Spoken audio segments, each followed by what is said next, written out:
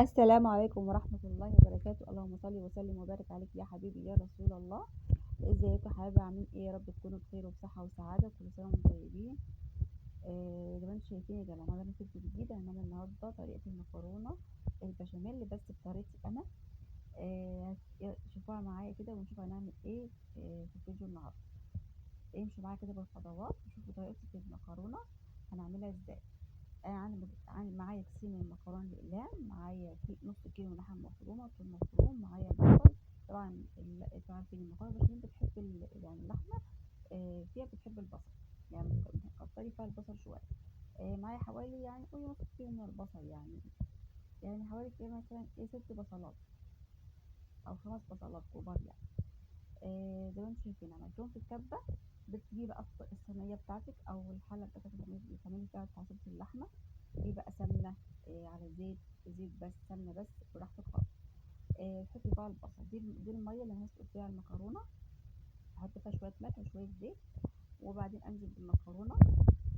هو انا عملت يعني الصينيه اللي هعمل فيها عملت حوالي كيسين وشويه من المكرونه. يعني كنت جايبه 3 اكياس، حطيت كيسين وشويه. زي ما انتم شايفين.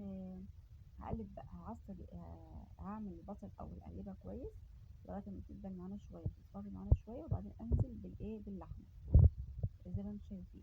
وبعد ما انزل باللحمه بقى هننزل بالبهارات. دي خلاص طب البصله كانت يعني قلبت معانا شويه. نزلنا بقى باللحمه المفرومه، دي حوالي نص كيلو من اللحمه المفرومه. هنقلب بقى كله مع بعض لغايه ما لون اللحمه بقى يتغير معانا آه، اللون البني بتاعها. وبعد كده ننزل بال بالثوم المفروم، حوالي 3 فصوص من الثوم المفروم، مكترش يعني. وهتديلهم تشويحه كده الثوم الاول، وبعدين تنزلي بقى تقلبي كله مع بعض مع البهارات. طبعا لو انت عايز تحب تحط البهارات الاول براحتك بقى، هي يعني. زي ما انتم شايفين هقلب بقى البصل مع اللحمه كويس جدا يا جماعه. عايز اقول لك بقى، لو انت وصلت لغايه الفيديوهات كده ما تنسونيش باللايك والاشتراك وتفعيل الجرس عشان يوصلك كل جديد. ويا رب يكون في كده تعجبكم كده وتنال اعجابكم. ومتنسونيش بقى بالتعليقات الجميله بتاعتكم عشان تشجعوني ان شاء الله، يعني فيديوهات كتير واحسن ان شاء الله. كمان اتفرجي لاخر الفيديو عشان تشوفي طريقه عمل البشاميل بتاعتي. هقول لك على طريقه سهله وبسيطه لطريقه البشاميل من غير خلاط، من غير ما تتكتل منك وانت بتعمليها على النار، وبطريقه سهله جدا. بس اتفرجي معايا على اخر الفيديو يعني عشان تشوفي طريقه البشاميل، لان طبعا البشاميل انا هعمله اخر حاجه. فاتفرجي معايا على اخر الفيديو عشان تشوفي الطريقه بتاعتي في البشاميل بطريقه سهله وبسيطه جدا. لو انت حتى لسه متجوزه جديد او لسه بتتعلمي، الطريقه دي سهله جدا، هتسهل عليك كل حاجه. حطوا زي ما انتم شايفين كده الثوم، دول تشويحه زي ما انتم شايفين، واشيل نفس الثوم بتاع معايا، اقوم اقلبها كله مع بعض مع البهارات. البهارات بتاعتي بقى ايه؟ ملح، فلفل، بابريكا، شطه، قرفه، بهارات لحمه 7 بهارات. ملح، فلفل، شطه، بابريكا، بهارات لحمه 7 بهارات، قرفه. وممكن تحطي مكعب مرقه، بس انا ما كانش عندي مكعب، كان عندي هي المرقه اللي هي البودره دي السايبه، كان اخر حبه عندي حطيتها. لو انت عندك مكعب مرقه ممكن تحطي، لو انت مش حابه مكعب مرقه خلاص براحتك ما تحطيش براحتك. دي حاجه يعني بترجع لي. يبقى هقول لك البهارات تاني، اخر هقول لك البهارات تاني: ملح، فلفل، بابريكا، شطه، قرفه، بهارات لحمه 7 بهارات، ومكعب مرقه. ده اختياري يعني.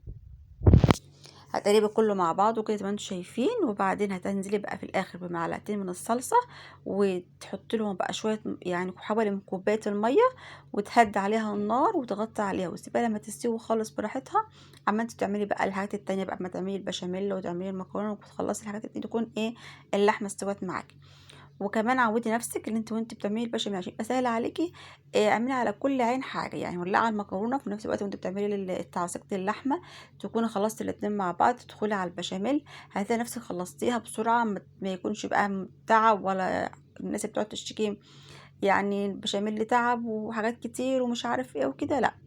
ما هتقفش في المطبخ كتير اصلا، يعني انا عايزه اقول لك والله ما اخدت معايا 3/4 ساعة كمان يعني، أو نص ساعة، يعني كنت يعني ما وقفتش في المطبخ كتير بصراحة، أنا خلصتها بسرعة يعني ما شاء الله. وكمان وانت بتشتغلي كده تذكري الله كده وانت بتشتغلي، بحيث عارفة انت لما تذكري ربنا كده وانت بتشتغلي كده، بتصلي كده على الرسول عليه الصلاة والسلام، وتذكري كده الأذكار كده وانت بتشتغلي في المطبخ، هتلاقي نفسك سبحان الله بتخلصي بسرعة. زي ما انت شايفة بقى، انا معايا بقى جينا بقى خلاص، حطينا اللحمة زي ما أنا قلت لك كوباية مية، وهدينا عليها النار مع الصلصة. جينا بقى عشان نعمل البشاميل، معايا حوالي لترين من اللبن، معايا مكعبات مثلثات اللي هي جبنة نص دي مثلثات، جبنة موزاريلا مشكلة، كان آخر حبة عندي بصراحة. جبنة اللي هي المشكلة دي. وما كان معايا وش بتاع اللبن برضو، جبته برضو حطيته معايا. لو انت عندك كريمة لباني برضو تحطيها برضو، بتبقى جميلة قوي برضو. جبت بقى. نعمل بقى البشاميل يا جماعة، نعمله بقى ازاي بقى؟ دي بقى التكة اللي هي ايه بتاعتي بقى يا جماعة في البشاميل. هتجيبي بقى ايه، طبعا اللترين لبن دول هيعوزوا معاكي قولي 10 معالق من الدقيق، او هم اخدوا معايا من 7 ل10. لان طبعا اللترين لبن هياخدوا معايا دقيق كتير. زي ما انتم شايفين اهوت، ده كنت حاطه حوالي من 5 معالق من الدقيق، او من 5 كده او 6، مش فاكره يعني بصراحه. هتدوبوا بقى مع كوبايه ميه زي ما انتم شايفه كده، مع شويه ميه، وهتقلبوهم بقى، بس لازم تدوبوهم دوبوهم يعني بحيث ان تبقى كريمي معاكي كده، فاهمه؟ زي ما انت شايفه كده، لازم تكون كريمي يا جماعه، زي ما انت شايفه مبقاش فيها اي كوته ولا اي حاجه. دوبي الدقيق بقدر من الامكان. خلاص. هتنزلي بقى على الايه، على اللبن، هتنزلي بالدقيق على اللبن على طول وتقلبي. في نفس الوقت يا جماعه كنت بوريك المكرونه وهي بتتسلق. هتنزلي بقى زي ما انت شايفه اهوتي بالدقيق على الايه، على اللبن، وتقلبي كويس جدا، تفضلي تقلبي لغايه ما الدقيق يدوب بسرعه. الطريقه دي يا جماعه لا تكتل منك الدقيق في اللبن ولا يبوظ منك. لما انت مثلا بتقلبي السمنه مع الدقيق، بتشوحي السمنه مع الدقيق، فممكن في ناس بيتكتل منها وبيبوظ منها، فبتتلخبط مش عارفه تعمل ايه، وترجع تعمله في الخلاط ومش عارف ايه وبتدوخ. لا، اعملي الطريقه ديت، والله لا عدت تحتاجي خلاط، ولا عاد البشاميل هيبوظ منك ولا اي حاجه خالص. واي بنت او اي بنت لسه متجوزه جديد وعايزه تعمل بشاميل، الطريقه دي سهله جدا ليها، ومش هتتعب منها ولا اي حاجه. وهتحطي بقى السمنه زي ما انت شايفه، 3 4 معالق من السمنه او 5 معالق من السمنه زي ما انتم شايفين.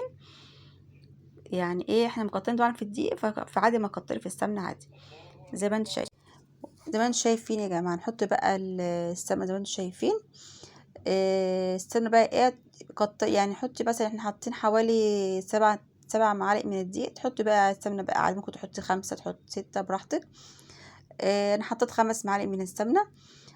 زي ما انت شايفة هنقلبها بقى اهوتي، طبعا بس مش 5 معالق مليانين يعني.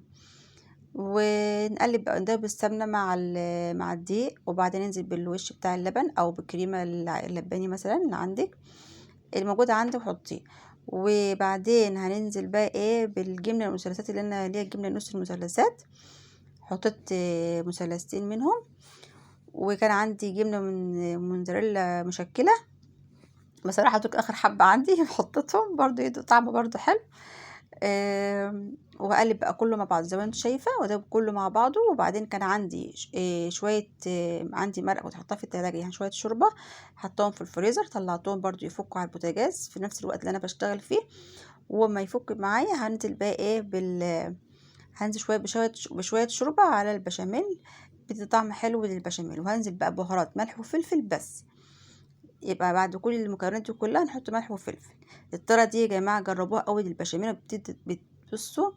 الجبنه النستون دي بصراحه، يعني بص اي جبنه عندك بتحطيها برضو بتدي طعم حلو يعني. المهم يا جماعه الطريقه دي جميله قوي، جربوها بتدي طعم حلو للبشاميل. والطريقه دي يا جماعه سهله جدا، من غير خلاط، من غير اي حاجه، من غير ما البشاميل يكتل منك ولا اي حاجه. وماخدش مني وقت بصراحه، عملتها بسرعه.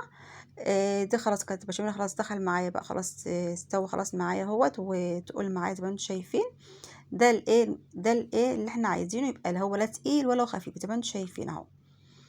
خلاص. وكان خلاص اللحمه كانت استوت معايا، اتعصجت معايا زي ما انتم شايفين. وده البشاميل اهو. طبعا هو حلو يعني، طبعا لسه ما يبرد كمان هيتقل معاكي. دي الصينيه اللي هعمل فيها المكرونه.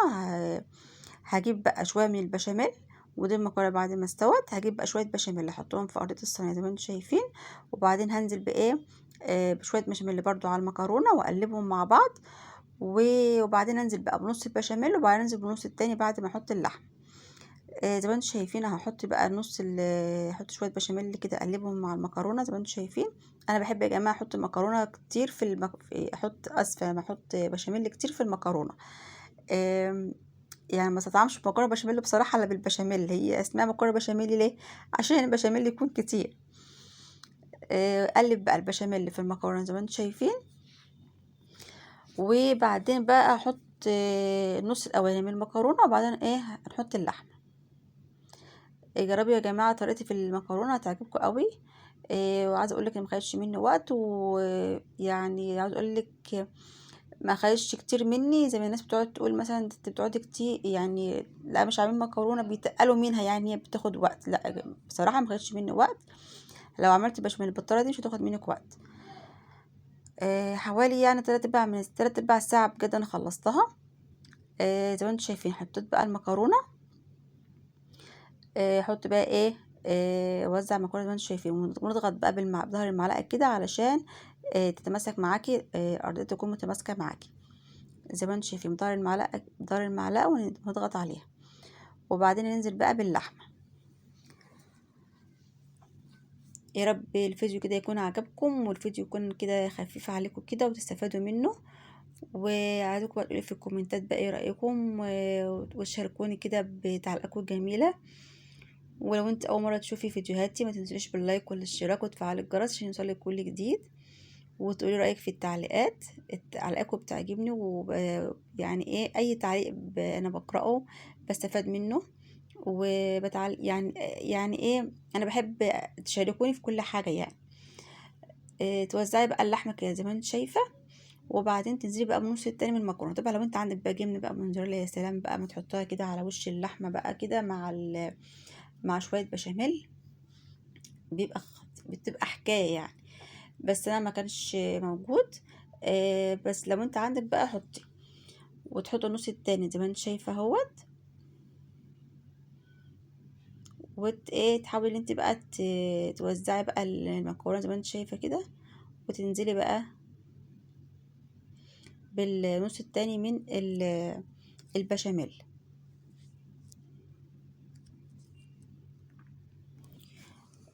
كده خلاص يا جماعه خلصنا خلاص. هنحطها بقى في الفرن، وهنحطها يعني في الفرن من تحت، على الفرن من تحت، ونحطها شويه من تحت تقلب شويه، وبعدين نحطها تحت الشوايه. ودي بقى الشكل يا جماعه. انا بحب البشاميل يكون كتير على الوش زي ما انتم شايفين. دي بقى خلاص هحطها بقى في الفرن من تحت اهو تقلب بقى شويه، وبعدين نحطها من وش من فوق زي ما انتم شايفين بعد ما طلعناها. ودي بعد ما طلعت يا جماعه ايه رايكم فيها بقى؟ شوفوا التحمير جميل ازاي وشكلها خطير، والطعم احلى واحلى. جربوها يا جماعه وقولوا ايه رايكم. و... ودي بقى طريقتي في البشاميل بتاعتي يا جماعه. يا رب الفيديو يعجبكم، ويا رب كده اكون يعني عن حسن متابعتكم ليا يا رب ان شاء الله. وده الشكل النهائي للمكرونه يا جماعه. طبعا هسيبها لما تبرد خالص، طبعا النور كان قاطع والتصوير بقى معلش النور كان قاطع. فهنسيبها بقى لما تبرد خالص، وبعدين بقى اقدمها معاكم بعد ما تبرد كده اقطعها واقدمها معاكم بعد ما تبرد. طبعا ما ينفعش تقطع يا جماعه وهي سخنه، لازم نستنى لما تبرد شويه وبعدين نقطعها. وبكده يكون خلصنا كده الفيديو بتاعنا. يا رب الفيديو يعجبكم كده وينال اعجابكم يا رب ان شاء الله. متنسوش بقى باللايك والاشتراك وتفعيل الجرس عشان يوصلك كل جديد ان شاء الله. باذن الله في الايام اللي جايه باذن الله هحاول اعمل لكم فيديوهات جديده، حاجات يعني وصفات جديده واحسن يعني كده. بعد ما كنا ما بردت معانا خالص قطعتها لكم.